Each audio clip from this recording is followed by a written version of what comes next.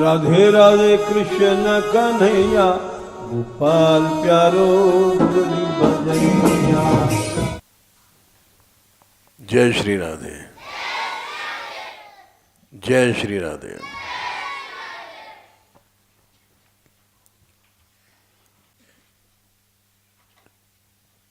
ये हम विचार कर रहे थे कि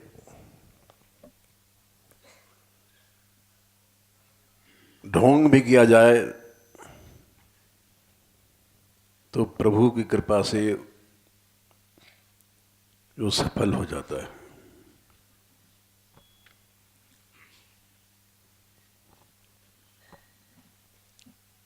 जैसे हम यहाँ जब मानगढ़ में आए थे,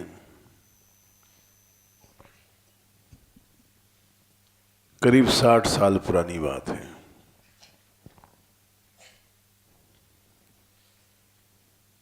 तो उस समय ये कीर्तन का नाटक शुरू हुआ था।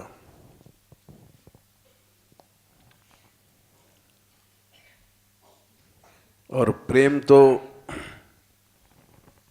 न तब था, हम में न अब है।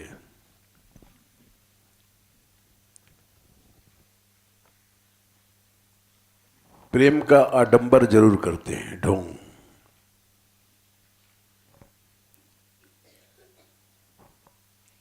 उस समय भी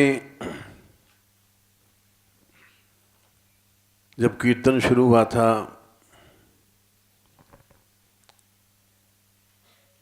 तो हुल्लड़ होता था।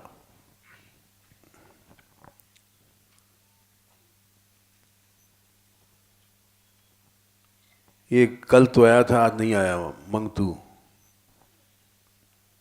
उस जमाने का है।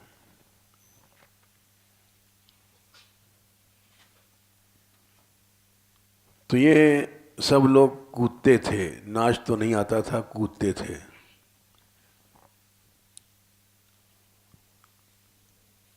और ऐसे कूदते थे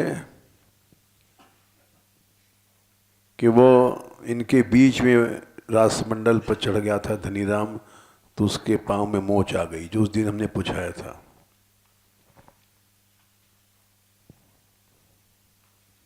क्योंकि नाच माच तो आता नहीं किसी को, कूदते थे बड़े जोरों से। और हर आदमी हंसता था यहाँ के कीर्तन को देख करके।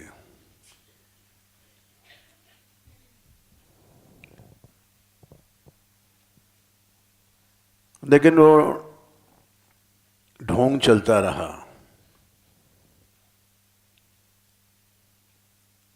और वो अब भी चल रहा है।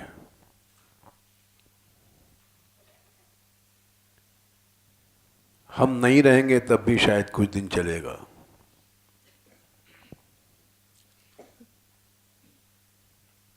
क्योंकि सबको जाना अवश्य है।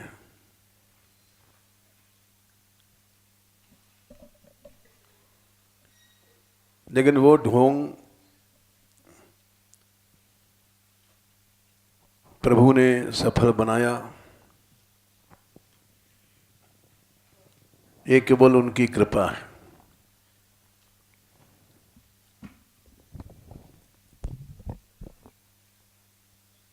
जितने लोग यहाँ संत आते थे, रहते थे, उनसे हमें कहते थे कि भाई भिक्षा में जाते हो तो कीर्तन करते जाओ, भगवान नाम का दान करो। इससे बड़ा दान कुछ नहीं है संसार में। भुवि गृणन्ति ते भूरिदा जना। कितने संत लोग चले गए इस बात पर नाराज होकर के।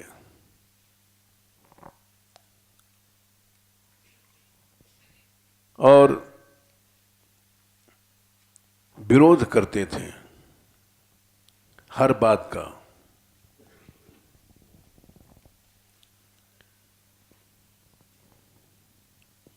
आज वही मान मंदिर है,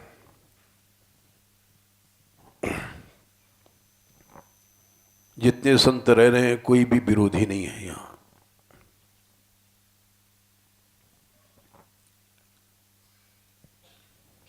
क्यों विरोधी नहीं है? क्योंकि कृपा है भगवान की, नहीं तो बुद्धि तो कुसंग से नष्ट हो जाती है।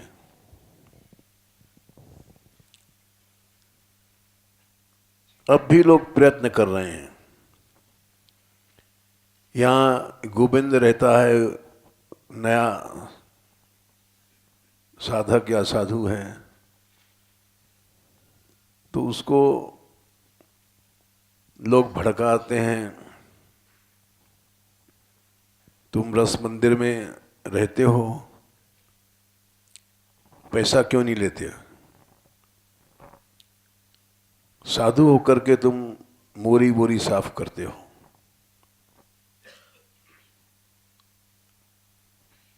ये परसों बता रहा था तो बोले हमने तो सब जगह जाना छोड़ दिया।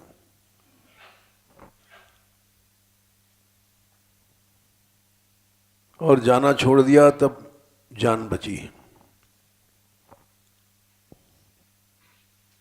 इसी तरह से ये अभी सागर से कथा कह के आए हैं, और वहाँ की एक लड़की है, वो कभी कभी आती है वहाँ। उसके पास एक बहुत, नाम नहीं लेंगे, वृंदावन के संत गए और उन्होंने कहा कि मान मंदिर नहीं जाना, वहाँ विनाश है।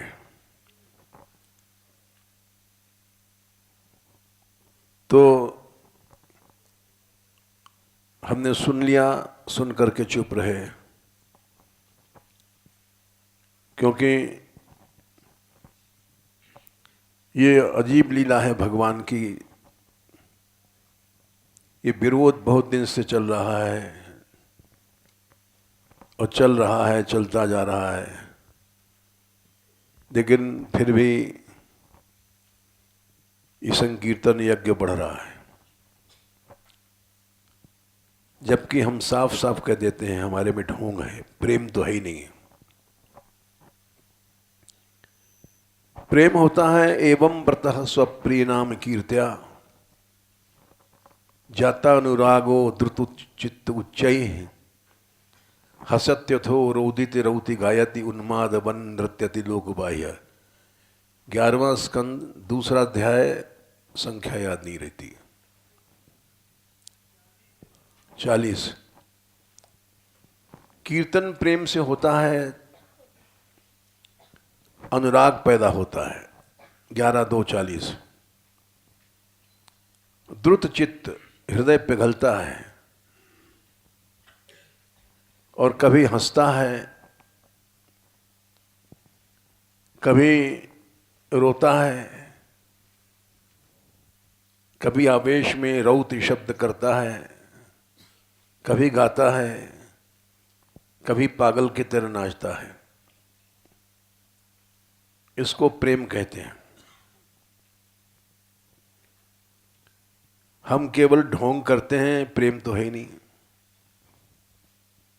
क्योंकि कभी आंसू नहीं आते हैं, कभी भक्त आनंद में हंसता है, प्रभु का अनुभव करके। अनुभव कुछ नहीं है, हंसेंगे कहाँ से? कभी रोता है कृष्ण प्रेम में, या तो कभी आंसू फांसू आए नहीं। उन्माद पागल की तरह लोक बाह्य संसार की लज्जा छोड़ के नाचता है।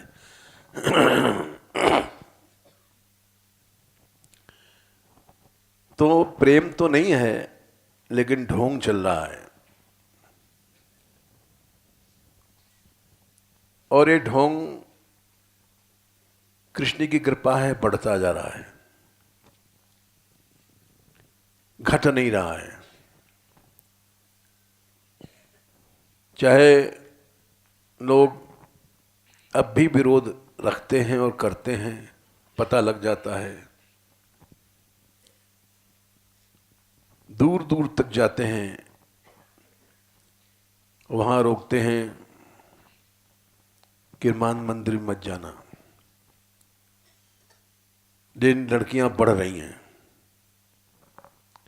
उदाहरण देते हैं कि देखो वो चली गई, वो चली गई, वो चली गई, 2-3 उदाहरण पकड़ रखा है।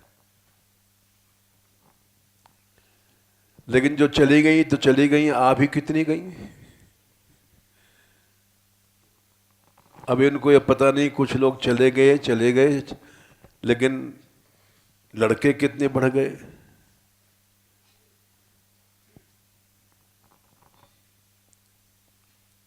जो चली गई उनका दुर्भाग्य था, कोई संकीर्तन रुका नहीं, बढ़ रहा है दिन पर दिन। जो संत चले गए, बहुत से हम कहते थे मधुकरी मांगो भाई, ये शोभा है।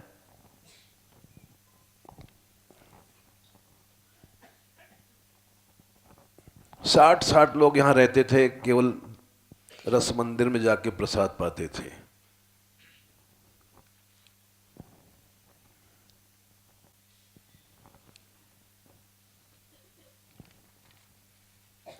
यति धर्म में श्रीमद् भागवत में आज्ञा की गई है कि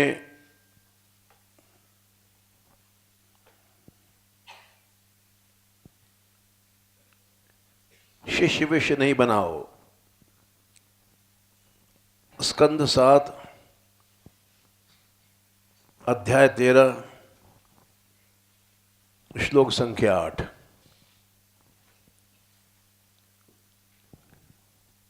कथा कहने के लिए मत घूमो, व्याख्यान मत दो।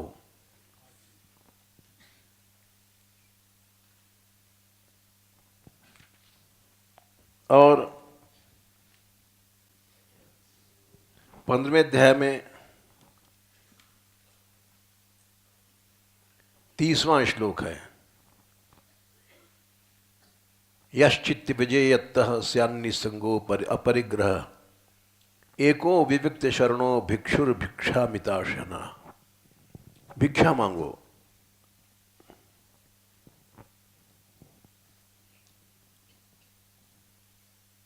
भिक्षा मांग करके मिताशन, ऐसा नहीं कि इतना खा लिया कि ऊर्ध्वम गच्छन्ति टक्काराः अधो गच्छन्ति वायवः, तब भजन होगा। पवित्र स्थान पे रहो। भगवत धाम से ज्यादा पवित्र क्या होता है। तो जो लोग रहते थे वो नाराज होकर चले जाते थे, यहां शासन किया जाता है।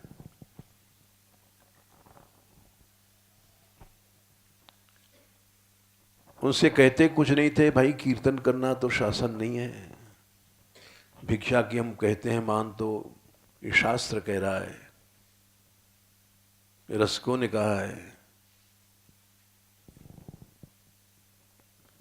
लेकिन वो विरोध करते थे और नाराज होकर चले गए।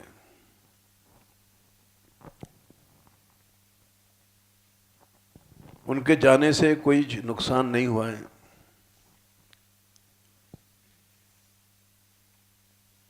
उनके हटने के बाद दूसरा मॉडल आ जाता है तुरंत। अच्छा, अब के इतने संत हैं, ये छोटे छोटे काम करते हैं, दरी झाड़ना, टेंट साफ करना, जिसका साधु समाज विरोध करता है। अभी इनसे ही कह रहे थे गोविंद से लोग कि तुम ऐसे ही काम किया करते हो, साधु होकर के बोरी साफ करते हो। सुन लिया हमने। हमने कहा तुम्हारे पर कुछ प्रभाव पड़ा? बोले नहीं, हमारे पर प्रभाव यही पड़ा कि हमने वहाँ जाना छोड़ दिया, बाहर संत समाज में। अब न मैं मंदिर जाता हूँ, न साधुओं के पास जाता हूँ।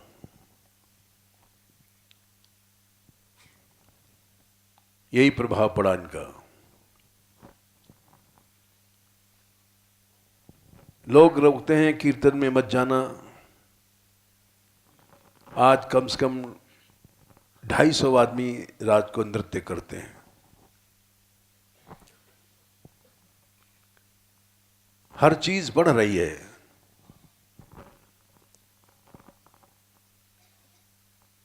भिक्षा के मना करते थे लोग, नहीं जाएंगे, अब सभी जाते हैं मान मंदिर में, कोई व्यक्ति ऐसा नहीं है। कल हमको पता लगा, माधवीशन ने बताया, 17 आदमी गए थे एक साथ।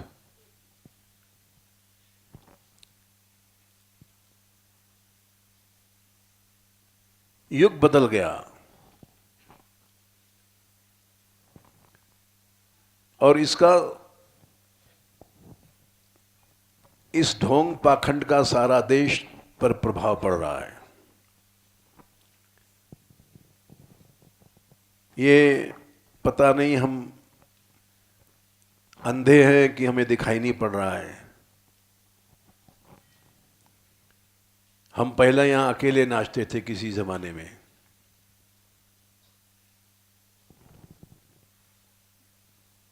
धीरे धीरे बढ़ते गए, ब्रजवासी लोग जो भी आते थे नाचते थे।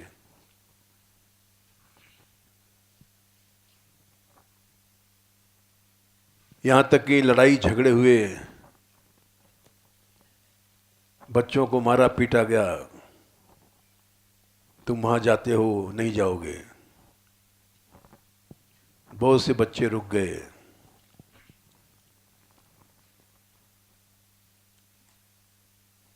जो स्कूल यहाँ बच्चे पढ़ते थे, उनको हम तभी पढ़ाते थे जब कीर्तन करें, नहीं तो नहीं। तो हर बच्चा आता था, वो कीर्तन करता था।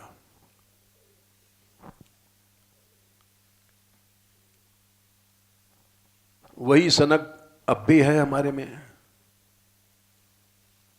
रासेश्वरी विद्यालय खुला, लेकिन हमारा मन नहीं भरा। हम चाहते हैं कि शुद्ध भक्त बने।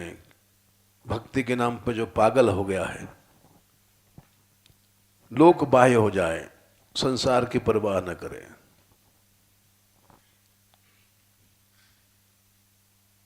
तो वो मन की कल्पना अपने आप प्रभु पूरा कर रहा है। ये दोनों आए, राधाकांत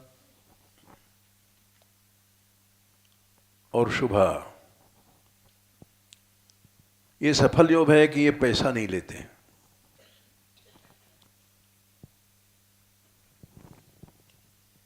रहस्यता, सफलता का रहस्य यही है कि पैसा मत संग्रह करो।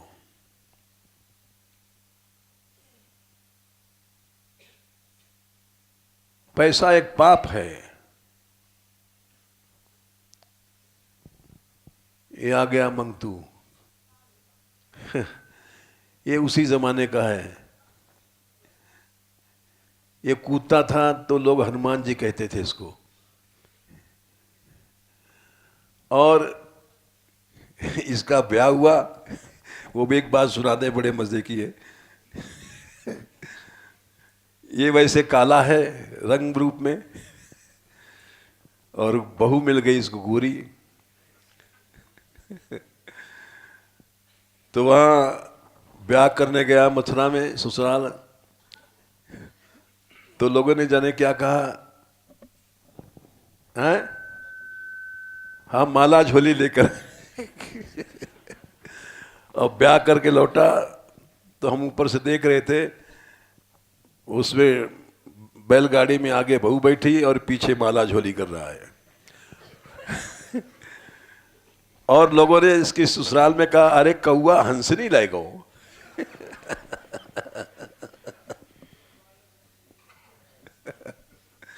क्योंकि रंग इसका काला है, बहू गोरी है, और ये अपनी माला जप रहा है और बैलगाड़ी पे बहू बैठी पास में नीचे हैं।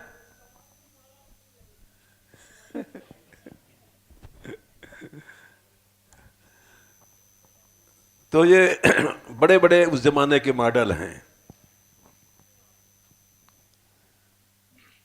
और गांव में लड़ाई भई कीर्तन के पीछे, इतनी लड़ाई भई कि 7 बार हमको मारने लोग आया।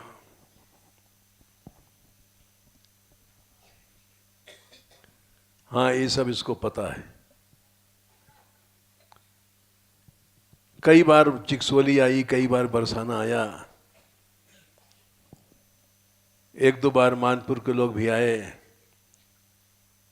और चलता रहा। गांव से कीर्तन हटा लिया, मानगढ़ पर कीर्तन होने लग गया। हाँ, बहुत दिन की शुरू की बात है। मानगढ़ पर कीर्तन हुआ तो थाने में रिपोर्ट किया लोगों ने कि सोने नहीं देते हैं, और उस रिपोर्ट में साधुओं का भी हाथ था।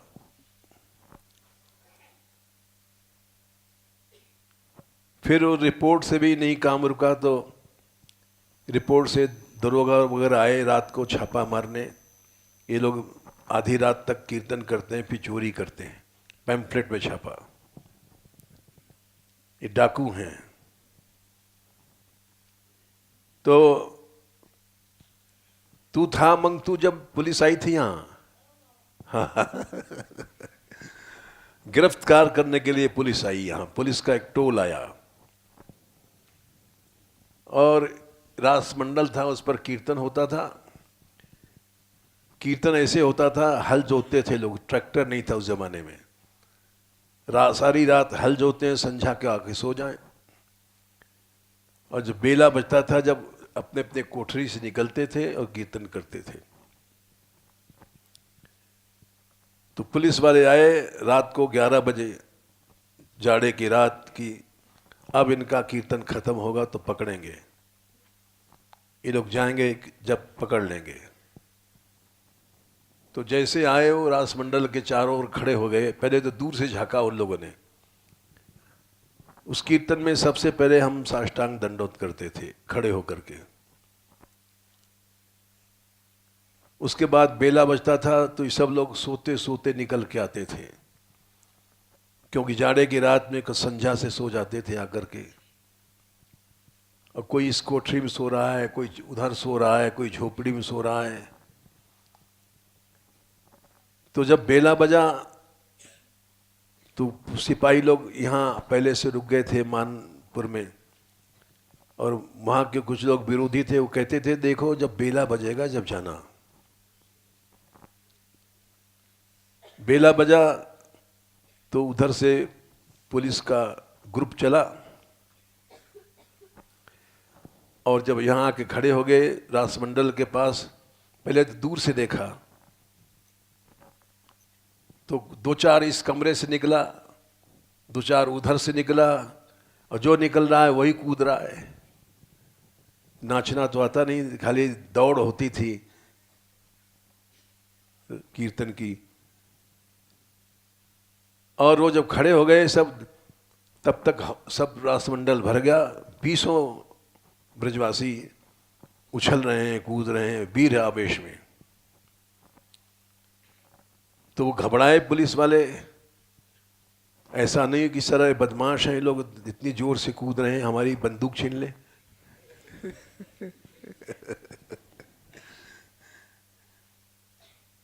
वो यहां से चले गए और जाकर के गांव में फटकार लगाई कि वहां तो कोई चोर नहीं है।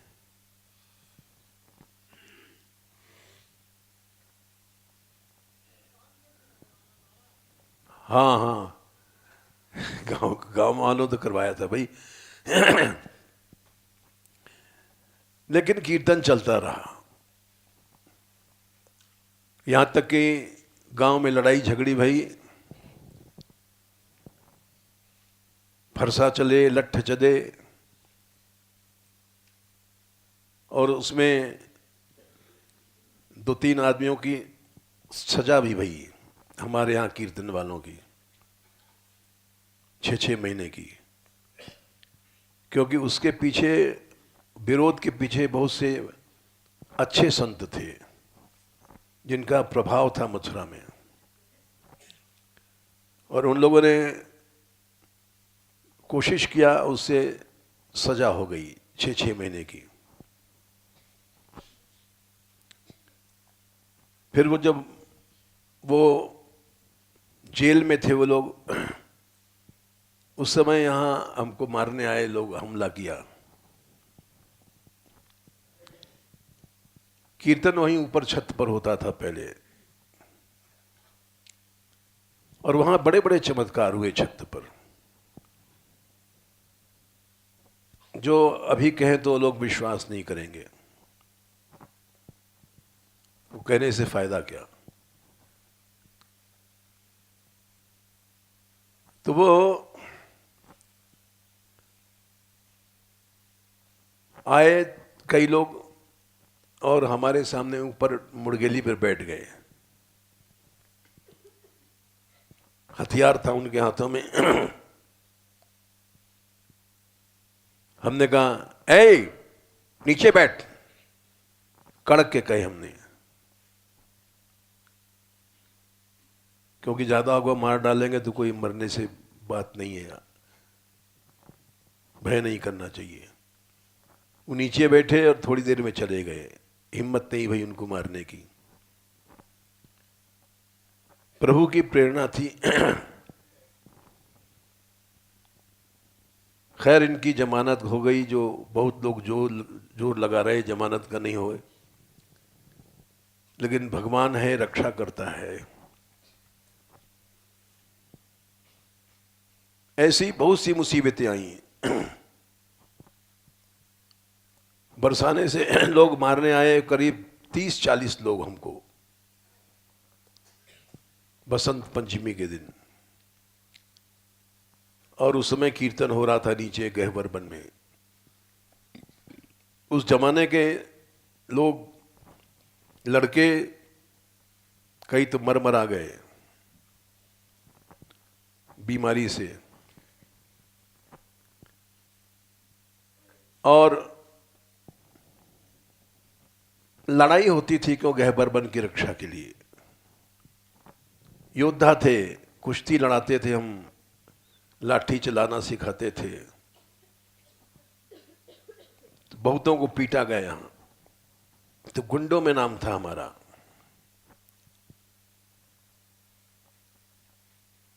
लेकिन जो आए थे मारने 20 आदमी, वो जब नीचे कीर्तन बसंत में पंचमी के दिन हो रहा था, तो लड़के सब नीचे कीर्तन कर रहे थे। किसी ने कहा कि बाबा को मारने गए हैं लोग। उस समय जितने लड़के थे वो खून के दस्तखत करते थे वीरता से, सुभाष चंद्र बोस के जैसे समय में मरने को तैयार रहते थे। वो बड़ी जोर से दौड़े मानगढ़ की सीढ़ियों पर और चिल्लाते हुए, और उनकी आवाज सुन करके सब भाग गए। 30-40 आदमी बरसाने के थे। ऐसे भागे कि किसी की चप्पल छूटी, किसी की जूता छूटा, और श्री जी आए धोती खुल गई। अच्छा तुम थे उस समय? हाँ, किसी की धोती खुल गई। ऐसे भागे, क्योंकि उस समय हल्ला था यहाँ मानगढ़ के लड़कों का कि भाई ये इन्होंने बहुतों को पीटा है, बड़े बड़े नामी लोगों को पीटा है उस जमाने में। यहां तक कि एक के ऊपर डाकू था, केस था, वो बड़ा कातिल था, वो मारने आया था हमको। वो अखाड़े में पहुंच गया जहां बच्चे छोटे छोटे कुश्ती लड़ते थे। हैं? हाँ,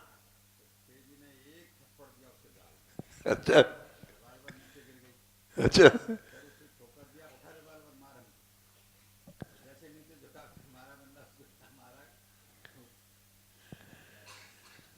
हम पर तो कुछ उठे नहीं हो पाता था, ये सब बच्चे, ये हमको आज पता पड़ा। वो इसने एक चाटा मारा, उसके रिवॉल्वर गिर गई।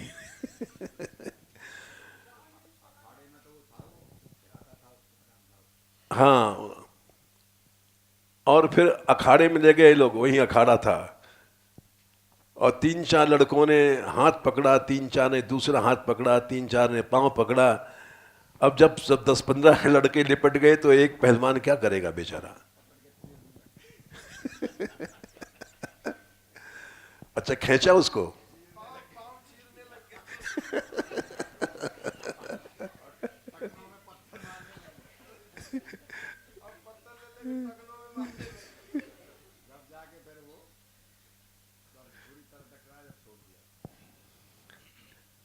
लेकिन कीर्तन नहीं रुका।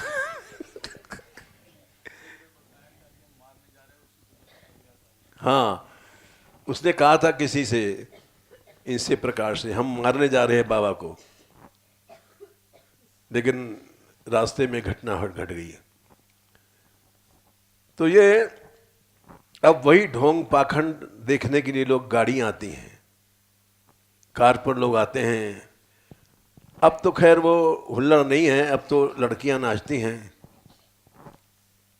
लेकिन फिर भी हम ढोंग इसलिए कह रहे हैं कि भाई प्रेम नहीं हमारे में, न भक्ति है। लेकिन जो कुछ है ढोंग है वो पक्का है, वो ढोंग हट नहीं सकता, चाहे गोली आ जाए चाहे बंदूक आ जाए। ये यात्रा में जब शुरू भई तो लड़कियों को हम माला देते थे। वीर बाबा मर गए बेचारे, लेकिन बड़े बहादुर थे। माला हमको देते थे, उनको वो जाकर के लड़कियों के पास पहुंचाते थे। वास्तव में वीर थे। बहुत से साधुओं ने भड़काया, उन पर असर नहीं हुआ। आज वही लड़कियां हैं, पहले तो ढोंग में नाचती थी, अब तो कुछ परसेंट इनमें मीरा बन ही गई हैं। 5%, 10%, इतने जाड़े में भी हम देखते हैं रात को नाचती हैं, आती हैं। धीरे धीरे सच्चाई आती जा रही है। और जो चले गई उनका दुर्भाग्य है। किसी के जाने से कोई कीर्तन नहीं रुका, किसी के जाने से कोई नाटक नहीं रुकेगा। काहे कोई चली जाओ, भले आओ मत आओ।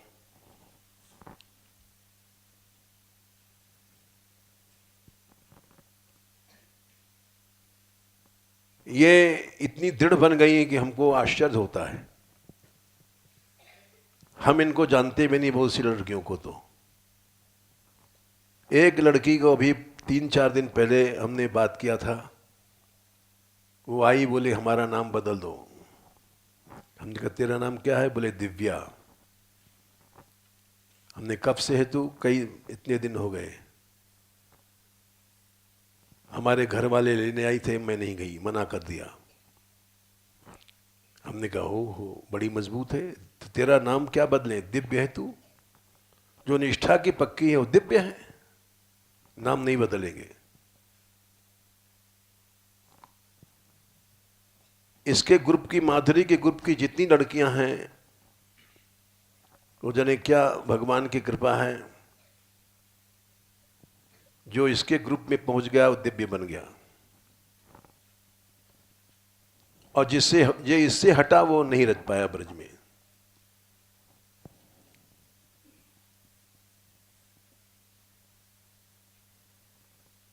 यद्यपि विरोध इतना हुआ कि इसको मारने के लिए, कल हमको परसों बताया था गिरी जी ने, नहीं जोगी जी ने, वृंदावन में हमला हुआ। उस समय जोगी जी खड़े थे रात में, 12 बजे रात को, 1 बजे 2 बजे की बात है। अगर जोगी नहीं बचाते तो शायद खत्म कर देते लोग, इतनी आपस में ईर्ष्या बढ़ गई थी।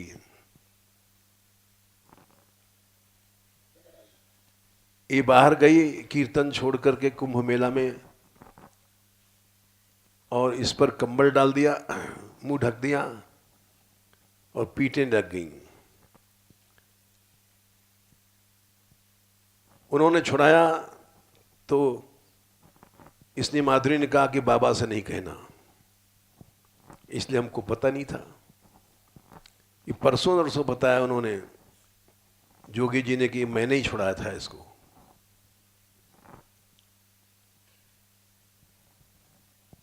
आज इसके साथ के जितनी हैं वो सबसे सेवा में आ गए हैं। हॉल इन्होंने ऐसा सजाया है जो प्रोफेशनल लोग भी नहीं सजा सकते, और जितने इसके साथ के ही नृत्य की पक्की हैं, सेवा की पक्की हैं।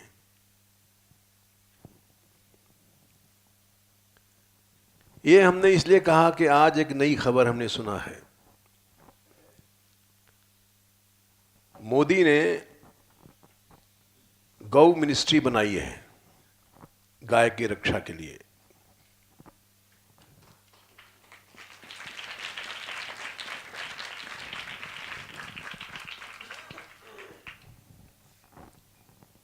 देखो, गाय से ही ब्रज है।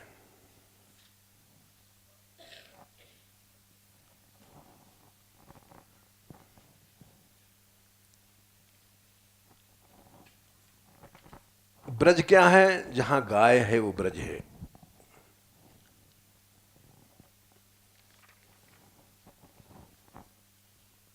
उद्धव जी आए हैं ब्रज में, कृष्ण ने भेजा है 46वें अध्याय में।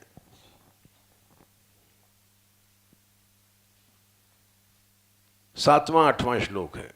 ब्रज क्या है? इत्युक्त उद्धवो राजन संदेशम भर्तुरादृतः आदाय रथमारोह्य प्रयौ नंद गोकुलम। गोकुल माने ब्रज, यहां गोकुल माने है नंदगांव। अर्थ में भी लिखा है नंदगांव चल पड़े, हिंदी अर्थ में गीता प्रेस वालों ने।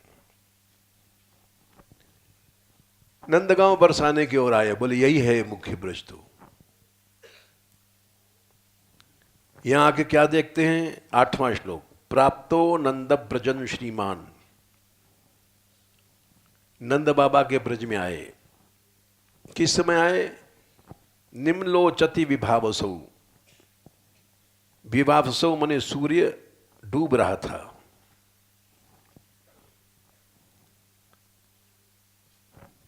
और इतनी गायें थी कि उनका रथ धूल से ढक गया। छन्नयाना प्रविशताम पशूनाम खुर्रेणु भी। रथ ढक गया, दिखाई नहीं पड़ा, रास्ता नहीं दिखाई पड़ता था, इतनी धूल थी, इसीलिए उनको देर लग गया। ब्रज का दर्शन किया। बिजार लोग लड़ रहे थे गैयाओं से संपर्क करने के लिए। वासितार थे व्युद्धद्भिर नादितम सुष्मिभिर वृषही, और टाण रहे थे, माने बिजार आपस में। धावंती भी गैयाएं दौड़ रही थीं। वासरा भी उनके धन से दूध चू रहे थे। ऊधो भारा, थन इतने मोटे थे कि दूध इतना भरा था, अपने अपने बछड़ों की ओर दौड़ रहे थी कि जल्दी दूध कोई पी ले, ये धन का बोझ खाली हो जाए। ऐसी दुधार गायें, ऐसा ब्रज था। और उन्होंने क्या देखा ब्रज में? इतस्ततो विलंघद्भिर,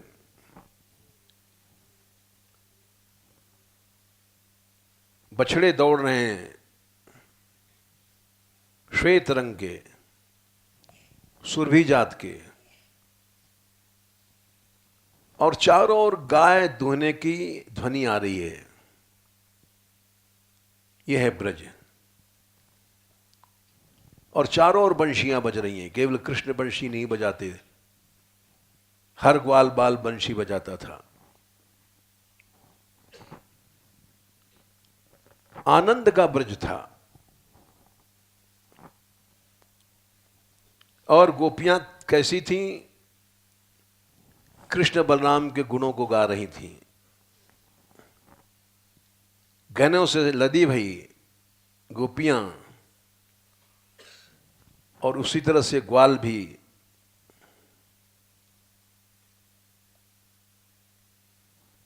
हर घर में दीपक जल रहे थे घी के, और सुगंधी फैल रही थी।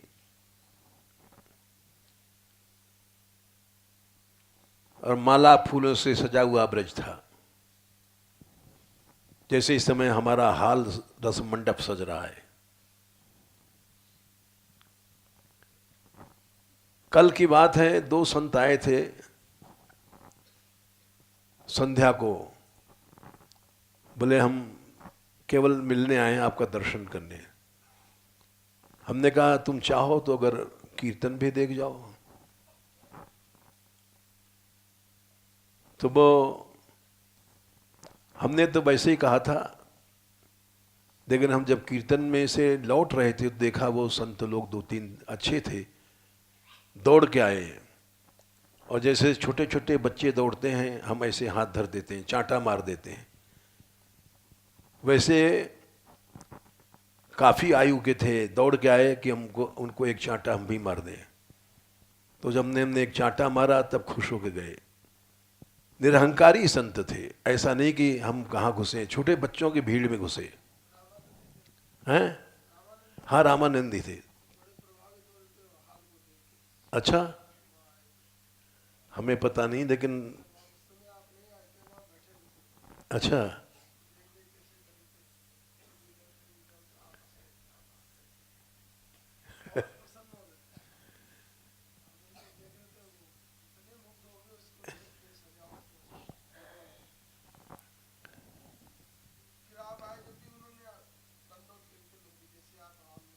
अच्छा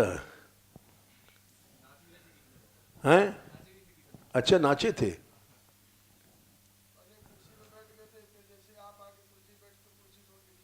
अरे वाह, नरभिमान संत थे। वाह, हमको तो तब पता, वो बड़ा वो छोटे बच्चों में घुस के आए कि एक चांटा लगा दें हम। तो ऐसा सारा ब्रज सजा हुआ था। सुलंकृता भीर गोपीर, वो हाल 10-15 दिन से लोग सजा रही हैं, माधुरी और माधुरी की सखियां दिन रात सिलाई करती हैं। अपने आप हाल में श्री बढ़ रही है कि आराधना बढ़ती है तो श्री बढ़ती है। और ब्रज कैसा था? सर्वतः पुष्पित वनम, चारों ओर फूल खिले हुए हैं, और अनेक तरह के पक्षी, मयूर, चकोर, करंडव इत्यादि बोल रहे हैं। और पद्म खंडई, हर सरोवर में कमल से भरे हुए हैं। ऐसा ब्रज था।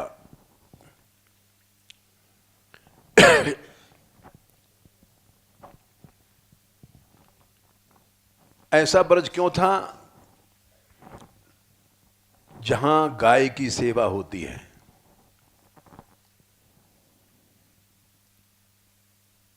ये च्यवन ऋषि ने कहा था नहुष से, जब उनको, बड़ी लंबी कथा है,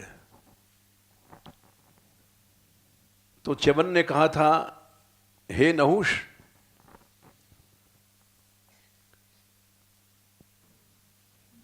जिस देश में श्वासम मुंजंती निर्भयम, गैयाएं निर्भय रहती हैं, विराजतितम देशम पापम चास्यापकर्षति, उससे उद्देश्य अपने आप शोभित हो जाता है।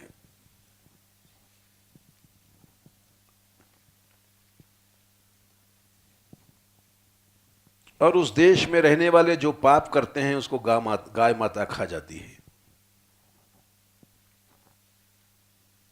विराजति तम देशम पापम चास्यापकर्षति।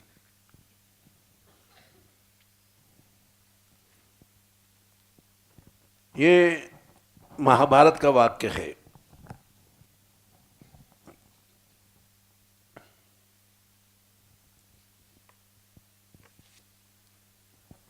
श्वासम मुंजति निर्भयम है, निविष्टम गोकुलम यत्र श्वासम मुंजति निर्भयम। उस देश के जितना पाप है उसको गाय माता खा जाती है, नष्ट कर देती है।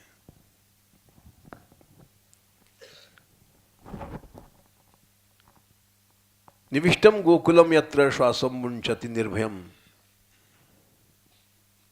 विराजति तम देशम पापम चास्यापकर्षति। ये घटना जब हमने सुनी सवेरे, तो अचानक उस समय हमें कभी याद आती नहीं है, लेकिन हमारे पिताजी की याद आई।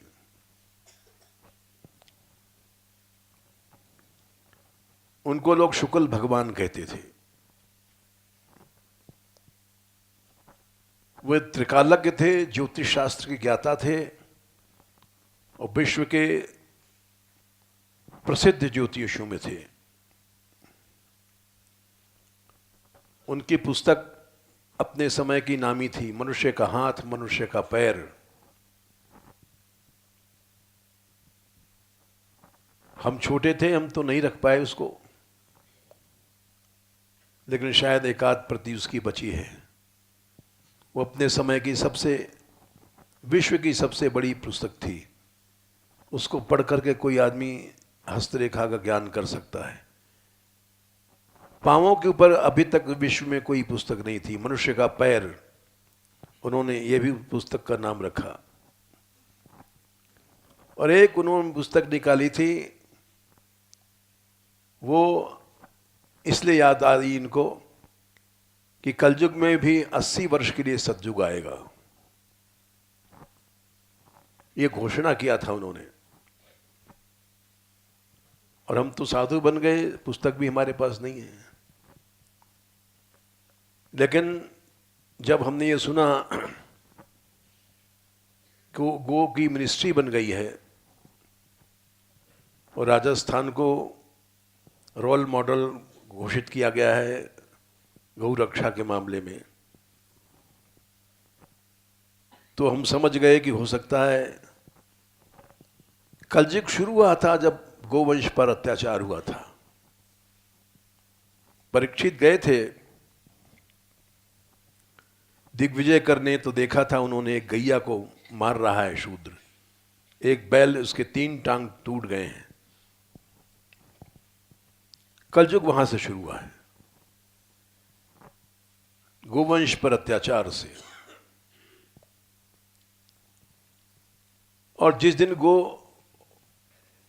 संरक्षण हो जाएगा उस दिन अवश्य सतयुग आएगा। यद्यपि उस समय पिताजी की बात लोगों ने हंसी में उड़ाया, पुस्तक का मजाक बनाया कि कलयुग में कहीं सतयुग आएगा।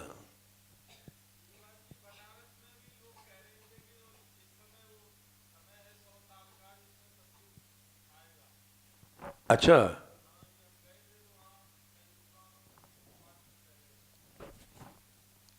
हाँ, तो उन्होंने वो पुस्तक छापा था और प्रमाण के साथ छापा था।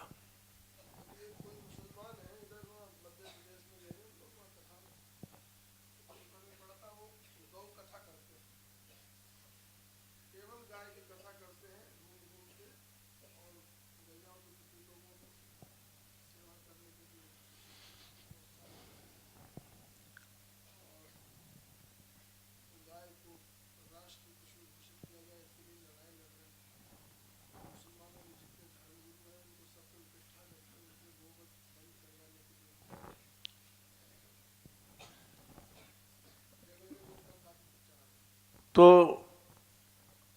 इसलिए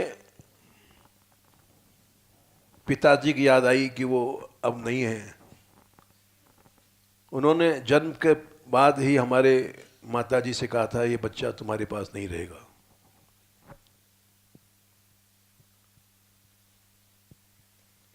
उन्होंने सारा भविष्य लिखा था, कुंडली वंडली बनाई थी, फल लिखा था, लेकिन वो खो खा गई। हमारे में अक्ल नहीं थी कि उस कुंडली के रखते हैं। पुस्तकों के रखने की अक्ल नहीं, हम तो भागे घर से वैसे ही भागे। न पुस्तकें हैं। वो उस पुस्तक की याद कर रहे थे, कलयुग में 80 वर्ष सतयुग आएगा, ये घोषणा किया था उन्होंने। आज वो पुस्तक होती तो काम में आती।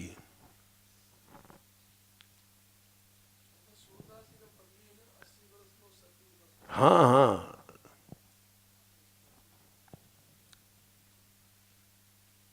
इसलिए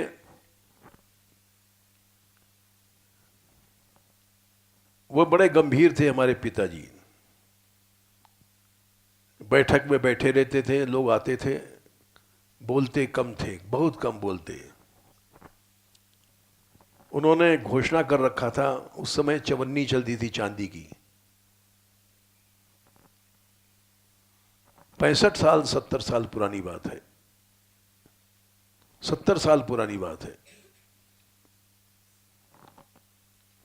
चांदी को रुपया, चांदी की चवन्नी। कोई उनकी गलती पकड़ ले तो उसको 4 आना देते थे, यानी आज के 50 रुपए के बराबर। तो बहुत से लोग बैठक में आते थे, बैठते थे इसीलिए कि कुछ शुक्ल जी की गलती निकालें तो 4 आना मिलेगा। वो बोलते ही नहीं थे, बहुत कम बोलते थे कभी, और उनकी गलती कोई पकड़ नहीं पाया। घोषणा था सारे मोहल्ले में, क्या सारे शहर में, कि अगर शुक्ल जी की कोई गलती पकड़ ले तो उसको 1 रुपया या 4 आना मिल जाएगा। चांदी को रुपया होता था उस जमाने में। बड़े देशभक्त थे वे। मदन मोहन मालवीय के साथियों में थे, वो भी उनको शुक्ल भगवान कहते थे। आईजी ऑफिस में सुपरिंटेंडेंट थे। उस समय उस पद पर अंग्रेज लोग होते थे। देशभक्ति के आंदोलन में छोड़ दिया उन्होंने, 42 में आंदोलन में नौकरी छोड़ दिया।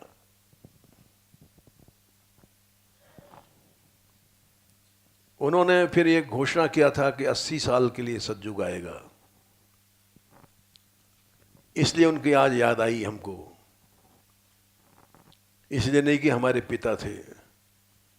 ये तो झूठा संसार है, न कोई माँ है न बाप है।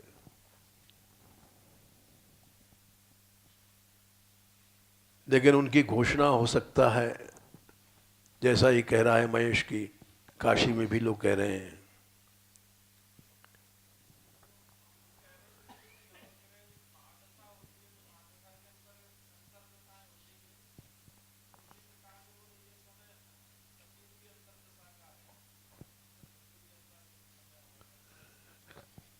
नहीं, वो तो ज्योतिष थी, उन्होंने सिद्ध किया था उन्होंने ज्योतिष शास्त्र से, ऐसा समय आने वाला है। अब आशा इसलिए लगेगी कि गो संरक्षण अगर हुआ तो अवश्य संसार में कुछ समय के लिए सतयुगी छाया आएगी।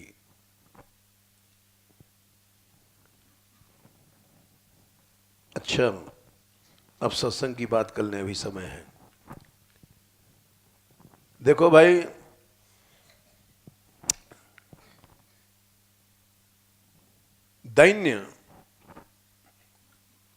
दैन्य एक ऐसी चीज है, संपत्ति साक्षात भगवान से मिला देती है।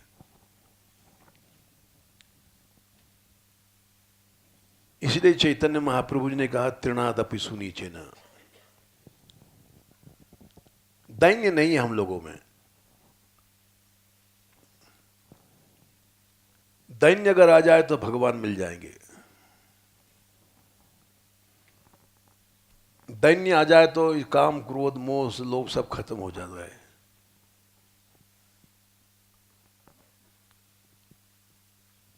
ये सब अहंकार से पैदा होते हैं।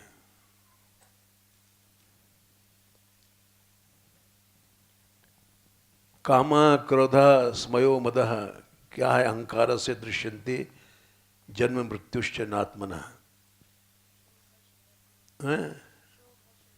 शोक हर्ष भय, संख्या बताना।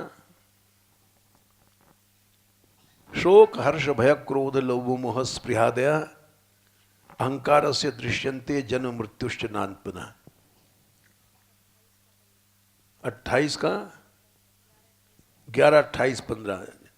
जोर से नहीं बोलती, चू चू करती है।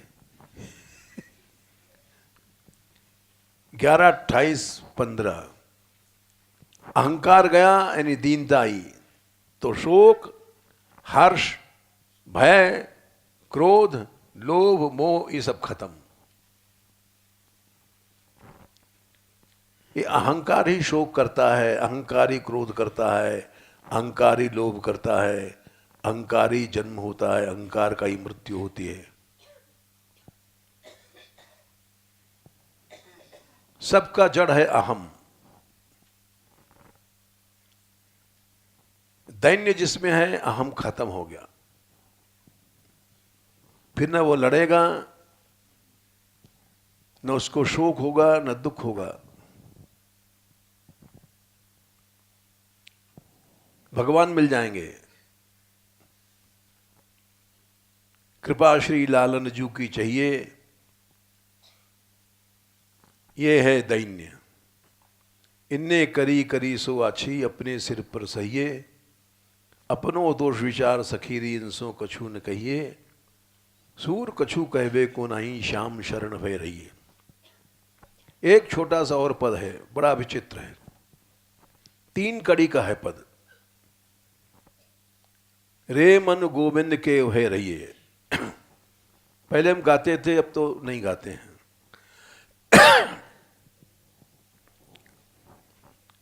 यह संसार अपार विरत भय। अनंत है संसार, अपार मने इसका कोई पार नहीं है। इसमें अगर मन रहेगा तो यम की त्रास न सही है। इसमें अगर तुम्हारा मन रहेगा तो जरूर जमराज के यहां पहुंचोगे, चाहे तुम भले गृहस्थी हो, साधु हो, कोई हो।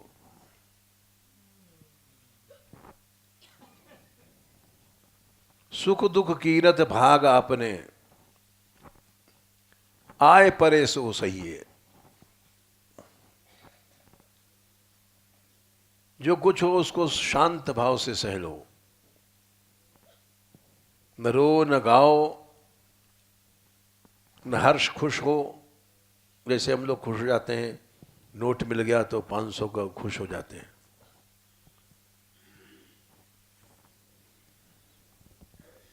सांस खींच ले और रोक ले, थोड़ी देर हुचकी बंद हो जाएगी। जितनी देर रोकेगी उतनी जल्दी खत्म हो जाएगी। सुख दुख कीरत भाग आपने, आए परे सो सहिए।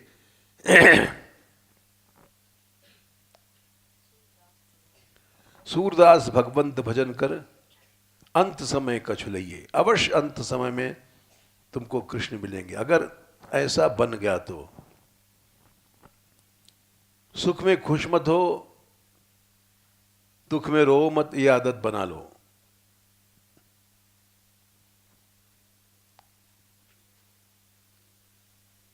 सहना माने ना प्रसन्नता हो जाए न रो।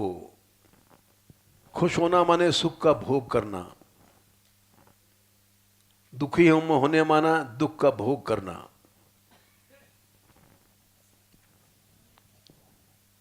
इस भोग से ही संसार मिलता है। भगवान ने कहा है, कर्मजम बुद्धि युक्ता ही फलम त्यक्त्वा मनुष्यणः।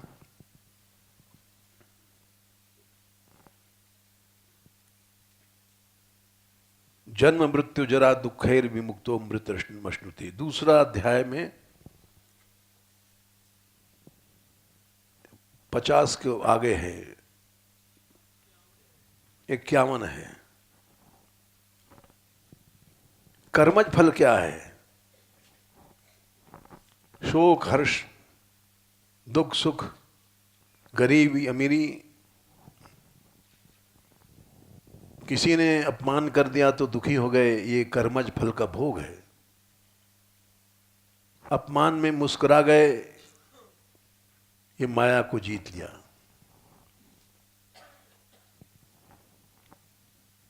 माया को जीतने का सहज उपाय क्या है? भगवान ने 8वें स्कंद में कहा है, राजा बलि को जब कैद किया गया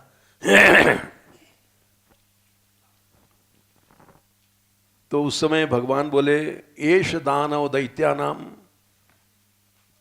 अग्रणी कीर्तिवर्धना अजयशी दजयाम मायाम सीदन नपिन मुह्यति। क्या संख्या है? 22 का 28।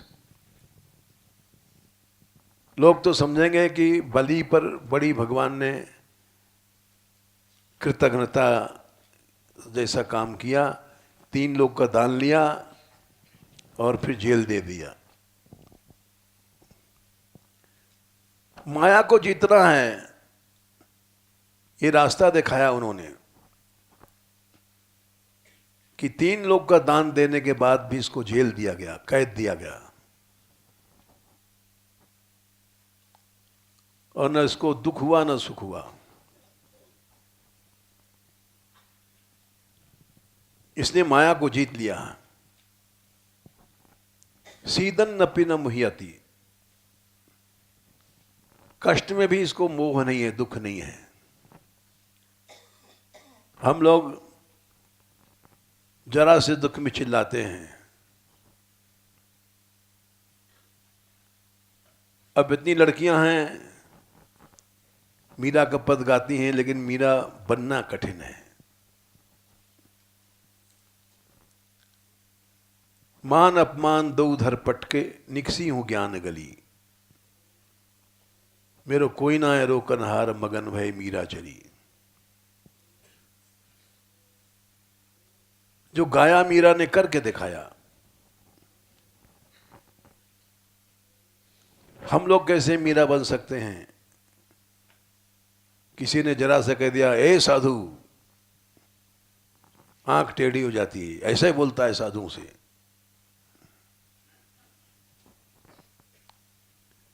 मीरा को रास्ते चलते गाली मिलती थी। लोग कहें मीरा भई बावरी, सास कहें कुलनासिनी रे। ये बावड़ी जा रही है, कलंकनी जा रही है, इसको कहते हैं मीरा।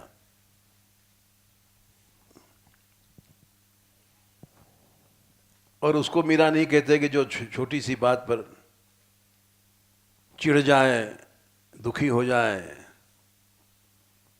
वो मीरा नहीं है।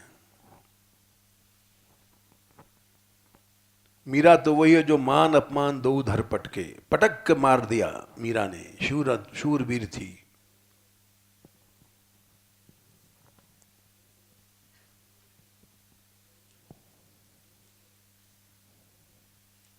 फिर भी तुम लोग विरोध सह करके खुलेआम नाचती हो, गाती हो, सेवा करती हो। कुछ अंश तो है ही है मीरा का। इसी तरह से इन बच्चों में भी है,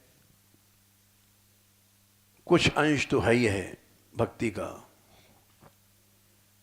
ये लड़ते नहीं हैं।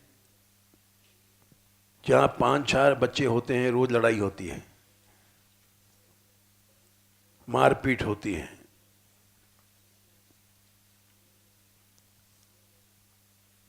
चार साधु रहते हैं, वहां भी तू मैं होती है। ये तो मान बिहारी लाल की एक विशेष कृपा है। यहां पर सैकड़ों साधु हैं, लड़ाई नहीं होती है। सैकड़ों लड़के हैं, लड़ाई नहीं होती है। बहुत सी लड़कियां हैं, छोटी मोटी बातें हो जाती, हमारा कमरा है, तुम्हारा कमरा।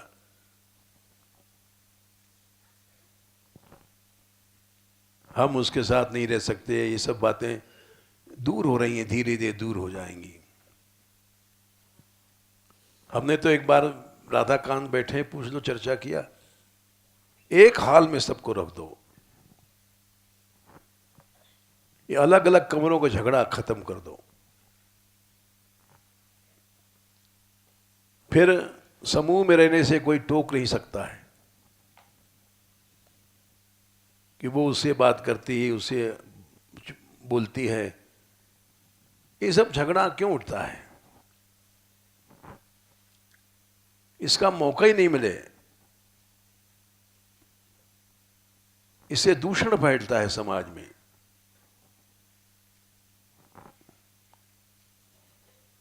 हम भले शुद्ध हैं, लेकिन समाज में दूषण फैलता है। लोक संग्रह मेवापि कर्म कर तुम यहां रहसी, तीसरे अध्याय में शायद 20वां श्लोक है। लोक संग्रह के लिए कर्म करो। हम आज तक, हमारी माताजी बीमार थी, तुम देखने नहीं जाते थे। हमारी बहनें यहाँ रहती हैं दिन रात, हम आज तक देखने नहीं गए। बीमार है तब भी नहीं गए, क्योंकि उसके कमरे में जाएंगे तो दूसरों को लगा हमारे कमरे में नहीं आए। लोक संग्रह के लिए हमको काम करना चाहिए, भगवान की आज्ञा है। इसका जो उल्लंघन करता है वो भगवत भक्त नहीं है।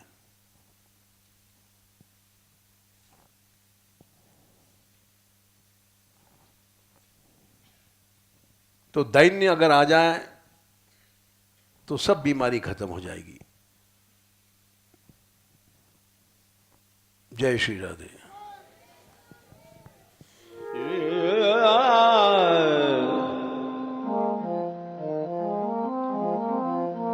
Yeah.